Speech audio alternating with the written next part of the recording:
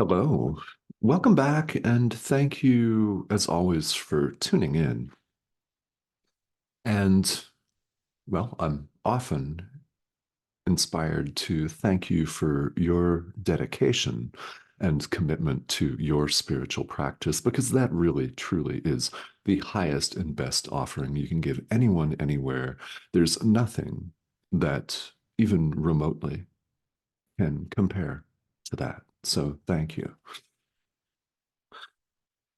What I want to do today is just respond to a couple of questions that have come up recently and that frequently come up about true forgiveness. So, what I'd like to do is just spend a few minutes talking about this subject. This is a beautiful thing to review for both beginning and experienced students alike. And if you're just tuning in and you are not a student of the course, you're just popping in because YouTube suggested this video. By the way, that's your inner teacher that used the method of YouTube to suggest this video. So I invite you to stick around. And my point in saying that is there's a reason for watching. There's a reason why you're here. You'll hear it if you haven't already. And you'll know what that thing is. This item or whatever it is that you're meant to hear, you'll get out of this conversation today. And every day, that's the case, always. True forgiveness is the foundational centerpiece of how we learn. It's how we practice this course. So let's just talk really quickly in terms of summarizing what it is and what it is not, because that's one of the most frequent questions here. When someone picks up this material for the first time, they're very quickly initiated into the fact that this course talks about forgiveness a lot, all of the time, doesn't it? And that may bring a joyful response. It may bring a rather indifferent response. And, well, you know where I'm going with this. It may produce fear, dread, and an active rejection, as in a regurgitation style rejection, because there are people and groups of people and events and things in our lives that we think that it's impossible to forgive. We find active resistance when we think about forgiving certain people. And, well, they may have harmed us significantly. We may have had to put barriers in place here in the world to protect ourselves from them. All of these things happen, and while I don't know what your individual situation is, that's what's really going on here. And it's not uncommon for somebody to take a look at this material and experience this revulsion. Something along the lines of, oh my God, do I really have to forgive this person? WTAF. If you don't know what that is, I invite you to look that one up. I mean, it's a reaction that's quite common. So, case in point, my own reaction to knowing and discovering that, yeah, I really would have to forgive my own mother. The biggest forgiveness lesson of this lifetime for me so far. And really, it will likely end up being the biggest. And I experienced this revulsion against forgiving at first. So, what do you do about it? Well, let's talk about what true forgiveness really is in summary. Here's the quick summary. There is no separation of any kind. Those of you who have seen these videos know that that pretty much comes up every time. There is no separation of any kind.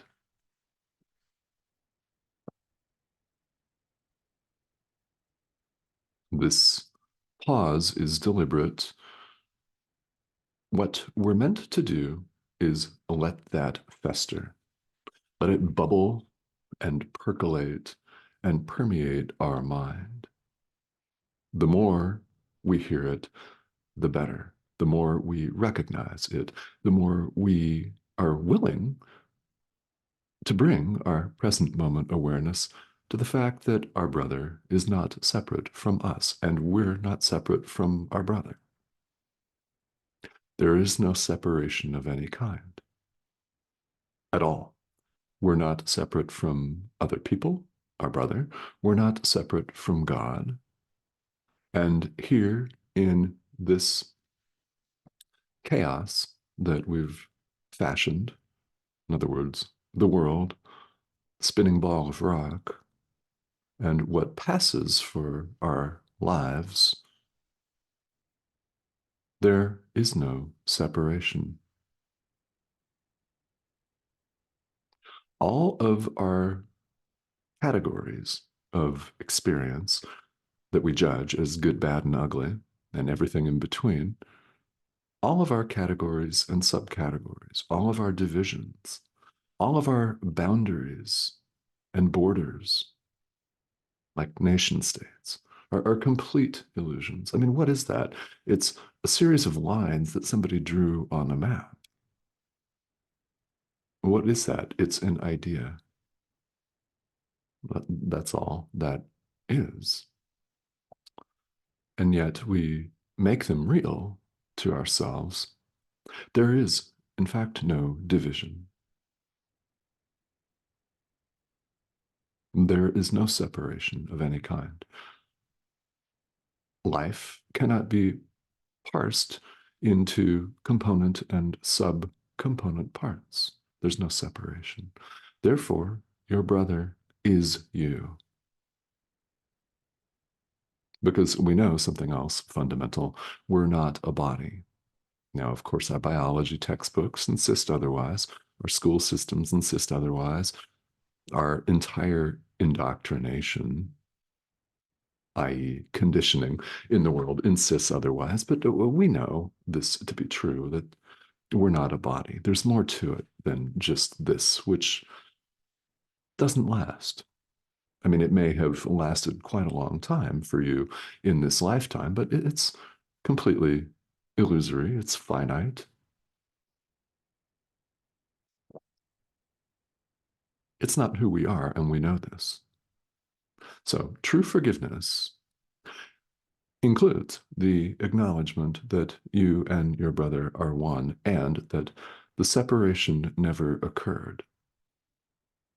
The separation never occurred. Remember, there is no separation of any kind.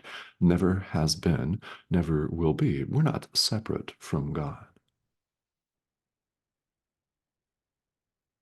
And we're certainly not separate from each other. There is only perfect oneness. True forgiveness acknowledges this. What do I personally do? Well, here's the thing, is that we're all doing this under the guidance of the Holy Spirit, our inner teacher. You could do this under the guidance of Jesus, who is the Holy Spirit. And you could call the Holy Spirit whatever or whoever you want. This is part of our mind. The Holy Spirit is part of our mind that knows, that will help us to set our illusions aside.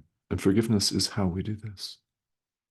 So We do, as our inner teacher directs us.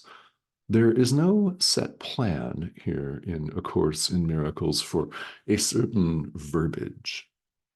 So you'll discover that there's not a rote formula, an outline with divisions and, well, divisions and subdivisions and categories and subcategories. 1A, Roman letter 4, right? There's none of that. We do this under the guidance of our inner teacher. So, what I've found very, very helpful, and perhaps this will help you in practice, which is the goal here, is to think of it as an attitude of forgiveness to bring in. When I forgive, I do so with some what I consider to be really, really important components. Number one, I forgive the person, the people, the thing. No, I say that in my mind. And I'll explain some more about that in a moment. But I include a statement that I forgive. Let's say I'm forgiving somebody who is lambasting people on social media, and I get annoyed. That annoyance is a gift. How is that a gift? It's a trigger to forgive. When you find yourself being triggered to judge, replace that judgment with true forgiveness. That's the invitation. So I forgive this person on social media, and then I often go on to forgive the platform on which this person has posted their hate. Forgive that. Like, you could extend this to forgiving the world and everything in it, the ego, which is nothing, space and time, which are nothing, your brother, singular, all of us. And I often include in my mind a statement that we've never been separate. The separation never occurred. We're perfectly one and healed and whole as we've always been. Statements such as that, you'll be directed. I find that very, very positive and helpful to reinforce these ideas in my mind, which is the point. And then I release it all to our inner teacher. Forgive and release. So, what's really going on here? Well, number one, you're not necessarily condoning the other person's behavior. I mean, you're really not. Remember, there is no separation of any kind. So, what looks like your brother posting on social media is happening in your mind, in our mind. When you forgive yourself. Now, by the same token, when you lash out and judge and think, what a complete idiot, this fool, I'm going to pop back a response because I can.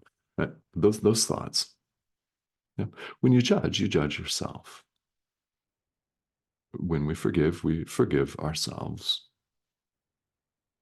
And all of this is done in our mind. There is no need to respond to this person on social media. Our forgiveness is done in our mind. We don't have to say anything at all. It can all be done in our mind. So let's go back to the situation with my own mother, which is a video completely unto itself. In summary, we had a very strained relationship in the last couple of years of her life. She passed away in 2016, and when she passed, I had a very healthy boundary in place. The summary is she was a very, very sad and miserable alcoholic, and I endured a barrage of mental and emotional abuse for decades, which lasted well into my adulthood, into my 40s to be exact, before I finally and happily put up some healthy boundaries. We didn't have any communication the last couple of years of her life, but what was going on is I was engaged in this process of forgiving. I didn't call her. I didn't email or text. I didn't send a lengthy letter, and we didn't get together over coffee or a glass of wine for a 3.5 hour tear-jerking, heartfelt conversation. That didn't need to happen. I forgave and released with a healthy boundary in place. That is possible. What happened? Well, her behavior didn't change. That's not the point. The point is we forgive in our mind so that our mind may change. Did it help her? Oh, yeah, you bet it does. Was she consciously aware of this? Probably not. It doesn't matter. I became lighter. When you do this consistently and persistently and apply it, you become lighter. Now, I want to say a couple of words here about what I'm talking about with true forgiveness. This is an important point because forgiveness, as the world sees it, keeps the separation in place. My mother was an excellent example of that. And perhaps you have a mother or a parent or a former romantic partner, maybe a former spouse that did the same thing to you. I mean, there are many ways that this dynamic can show up in the world where one person appears to forgive what they deem to be a transgression. Well, there's no separate other against whom to transgress, so there are no transgressions. None, none. But someone may think that someone has offended them or wronged them in some way, and they deign to forgive this person. They stoop in their majesty, in their beneficence, to forgive this person. And they do it with strings attached. They do it keeping a firm sense of separation in place because they feel superior. And the person being forgiven often feels like dirt. This happens all the time. My mother was a classic example of this, where she would forgive with strings attached. In other words, she would forgive with conditions, which is not forgiveness at all, is it? It's just stating that. And then she would go on to say, but if you ever do this again, here are going to be the consequences, and here's what I'll do to you. I'll wipe your birthday off the face of the earth, and you'll be grounded for 57,000 years. And when she couldn't ground me when I was an adult, she still did the same thing in different language and lots of threats. And that's not forgiveness, but it is the way the world often sees it. True forgiveness overlooks separation completely. There is no separation of any kind. That is the sentence that can sum it up. There is no separation of any kind. And we're invited here. We're going actually through a section of the text here that talks about the judgment of the Holy Spirit, which is wholly benign and loving, by the way. Completely loving. We're going through it and we're invited to view everything that we do and that our brother does as either an act of love, a loving act, gesture, right? As either an expression of love or a call for love. Someone behaving badly, lambasting you. That's a call for love. It is, isn't it? It's a cry for help. What is the appropriate response? To help. How do you do it? You forgive them in your mind. This may mean you protect yourself from this person. I did. True forgiveness is still possible. In fact, it's essential.